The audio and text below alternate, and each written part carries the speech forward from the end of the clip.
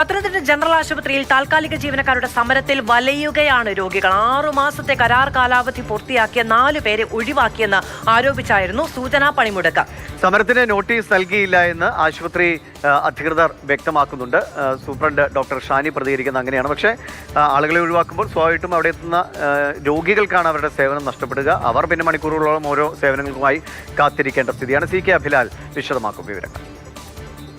Hospital management committee മുഖേന Pathanamthitta general ആശുപത്രിയിൽ 123 ആളുകളെയാണ് താൽക്കാലിക ജോലിക്കാരായി നിയമിച്ചിട്ടുള്ളത്. അതിൽ 6 മാസം എന്നുള്ള കാലാവധി പൂർത്തിയാക്കപ്പെട്ടതിനെ തുടർന്ന് 4 ജീവനക്കാരെ ഇന്നലെ ജോലിയിൽ നിന്ന് ഒഴിവാക്കി.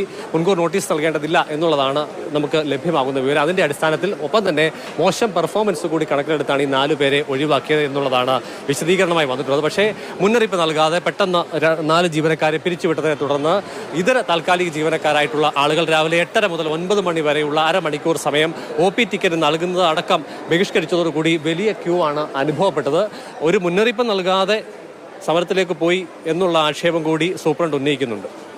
അല്ല, ഒരു മുന്നറിയിപ്പും അല്ലാതല്ല, ഇന്നലെ ഒരു മുന്നറിയിപ്പും ഇല്ലാതാണ് ഈ ജീവനക്കാരെ പിരിച്ചുവിട്ടത്. ഈ ജീവനക്കാർ ഉടൻ തന്നെ യൂണിയൻ നേതൃത്വമായി ഇടപെടുകയും ഇന്ന് രാവിലെ അവർ പണി മുടക്കിയിട്ടില്ല.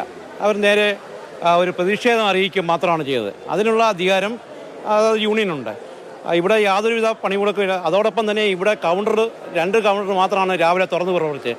ബാക്കി കൗണ്ടറുകളോട് തുറന്നു പ്രവർത്തിക്കുന്നതിന് സൂപ്പറിന് വരുന്നതിന് മുമ്പ് തന്നെ അതിനാവശ്യമായ ക്രമീകരണങ്ങൾ ഈ ജീവനക്കാരുമായി ആണ് ചേർന്നെടുത്തത്. ഇവരുടെ പേരിൽ ഏതെങ്കിലും ആക്ഷേപങ്ങൾ ഉണ്ടെങ്കിൽ അത് പരിശോധിക്കേണ്ടതാണ്. പക്ഷേ യാതൊരുവിധ ആക്ഷേപങ്ങളോ അല്ലെങ്കിൽ അതുമായി ബന്ധപ്പെട്ട ചാർജ് ഷീറ്റോ നൽകാതെ ഇങ്ങനെ പെട്ടെന്ന് തൊഴിലാളികളെ പിരിച്ചുവിടുന്നത് ഇപ്പോഴത്തെ അവസ്ഥയിൽ ഹോസ്പിറ്റലിനെ സംബന്ധിച്ച് പറയുമെങ്കിൽ വലിയ ബുദ്ധിമുട്ടുണ്ടാക്കുന്ന ഒരു സാഹചര്യമാണ്. ഈ 4 ജീവനക്കാരെ പിരിച്ചുവിടുന്നതിന് മറ്റു ചില കാരണങ്ങൾ കൂടി സൂപ്രണ്ട് വിശദീകരിക്കുന്നുണ്ട്. അതിൽ പ്രധാനപ്പെട്ടത് ഇപ്പോൾ തന്നെ താൽക്കാലിക ജീവനക്കാരുടെ എണ്ണം ആശുപത്രിയിൽ അധികമാണ് എന്നുള്ളതാണ്. നമ്മുടെ ഒരു HMC കമ്മിറ്റി ഉണ്ട്. ആ കമ്മിറ്റിയിൽ ഞാൻ പറഞ്ഞതാണ് കഴിഞ്ഞ HMCയിൽ മോശം പെർഫോമൻസ് ഉള്ളവരെ വിടുമെന്ന്. പക്ഷെ എല്ലാവരും വിടാൻ എനിക്ക് നിവൃത്തിയില്ലാണ്ടായി പോയി. കാരണം പെട്ടെന്ന് വിട്ട് കഴിഞ്ഞാൽ പ്രശ്നമാണ്.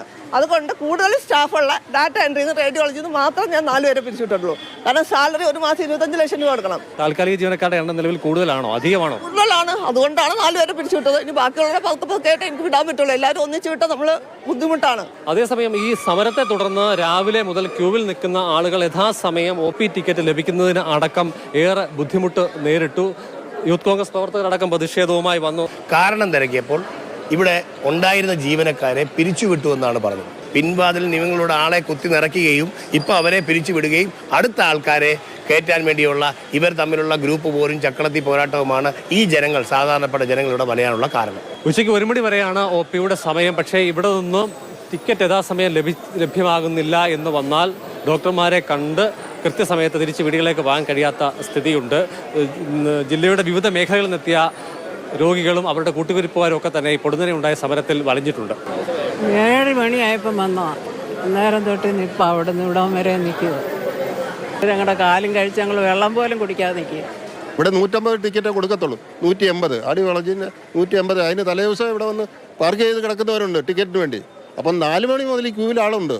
അന്നേരം ഇവിടെ വിഷയം സംസാരമായത്. നോട്ടീസ് നൽകാതെ പ്രതിഷേധത്തിലേക്ക് പോയതുമായി ബന്ധപ്പെട്ട വിഷയത്തിൽ വിശദീകരണം തേടുമെന്നും ആവശ്യമെങ്കിൽ താൽക്കാലിക ജീവനക്കാർക്കെതിരെ ശക്തമായ നടപടി ഉണ്ടാകുമെന്ന സൂചന തന്നെയാണ് സൂപ്രണ്ട് പങ്കുവയ്ക്കുന്നത്. ജയചന്ദ്രൻ പുല്ലമ്പാറയ്ക്കൊപ്പം CK അഭിലാൽ, മാതൃഭൂമി ന്യൂസ്.